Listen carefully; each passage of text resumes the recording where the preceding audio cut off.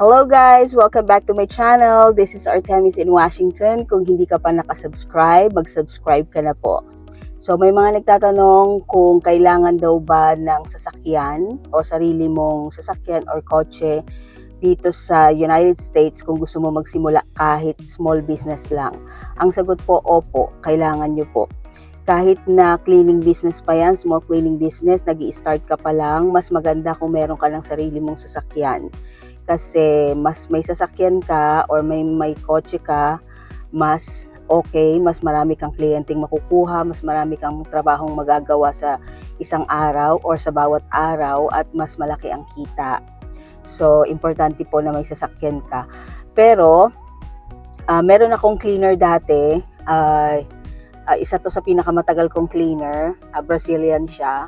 Nag-start siya sa akin, wala siyang sasakyan. Nagbabas lang siya. Cleaner ko siya ng ilang taon. Then, nung nag-decide siya na gusto niya rin magkaroon ng sarili niyang cleaning business, nagtanong siya sa akin, tinrain ko siya kung paano. Tapos sabi ko, kailangan kang matutong mag-drive at kailangan mo ng sasakyan. Bumili siya ng second-hand na sasakyan. And yung second-hand na sasakyan niya, nung una, maayos hanggang sa pumupugak-pugak hanggang sa bumili na siya ng brand new car. So, importante po na meron kayong sasakyan. Pero kung meron kayong mga, for example, gusto mo ng cleaning business, tapos merong mga nagpapalinis na malapit lang sa inyo, and then pwede ka mag-take ng bus, pwede yon. Tapos magdala ka na lang ng cart or any bag na pwede mong dalhin yung mga cleaning supplies mo, tapos yung ibang mga cleaning supplies mo, iwan mo na lang dun sa kliyente mo, pwede yon sa umpisa. Pero nakakapagod po yun, kaya mag-aral po kayo mag-drive. Actually, ang pagdadrive po, mahirap siya sa umpisa, pero madali siya kapag natutunan mo na.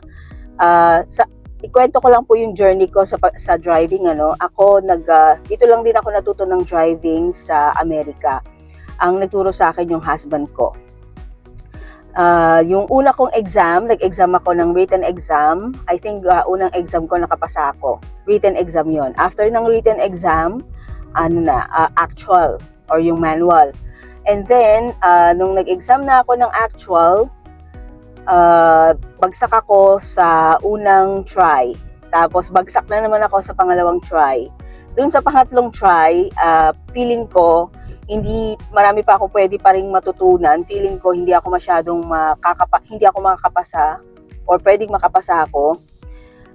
Ang ginawa ko, nag-aral ako sa driving school, and then nung nag-aral ako sa driving school, tuturuan kanila 1 hour, and then after kanilang turuan, exam na. Kung gusto mong exam na or gusto mo sa susunod pa or gusto mo mas marami pang turo, pwede. Ako, ginawa ko, 1 hour lang ako tinuruan, tapos exam na after 1 hour.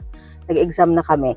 Yung tinuro sa akin, at saka merong mga 3 items na wala sa tinuro sa akin, ang in-exam ko. Yun, nakapasa na ako sa pangatlong beses. So, ganun lang. Medyo mahirap siya lalo na dito sa Amerika, pero kung marunong ka na naman na mag-drive, di kuha ka na ng lisensya, tapos bili ka kahit na mumurahing brand new car.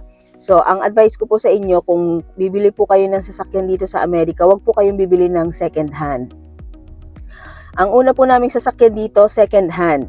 At after, I think 4 months lang or 4, 5, 6 months, nasisira na siya unti-unti. Mas malaki pa yung perang nagastos namin sa pagpapagawa kaysa sa talagang halaga yata nung sasakyan. So, medyo wag po kayong bibili ng second hand na sasakyan. Bili po kayo ng brand new kahit na yung mumurahin lang, basta brand new. Mas maigi po, mas matagal yung gagamitin, mas less sakit ng ulo. Ayan. Sa driving naman po, madali lang ang driving kapag natutunan mo na. Ang kailangan mo lang, yung pag-drive talaga itself, madali lang siya. Ang mahirap lang yung i-ready mo yung sarili mo. Yung sarili mo mismo, ang sarili mo ang kalaban mo sa driving .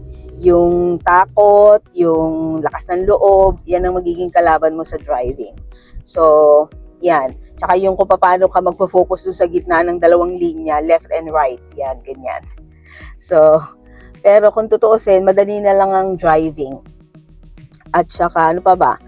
Yun, kailangan po talaga meron kayong sasakyan sa pag meron kayong business para makarami kayo ng trabaho, makarami kayo ng kita. Yung ibibili nyo ng sasakyan, kahit brand new yan, mababawi nyo lang po yan. Mababawi nyo ng ilang doble. Basta masipag kayo, tapos nagpa-prosper na yung business ninyo, may mga tao na kayo. Ayan. So, bili na po kayo ng sasakyan, mag-aral po kayo ng driving. Kaya nyo po yan. Bye!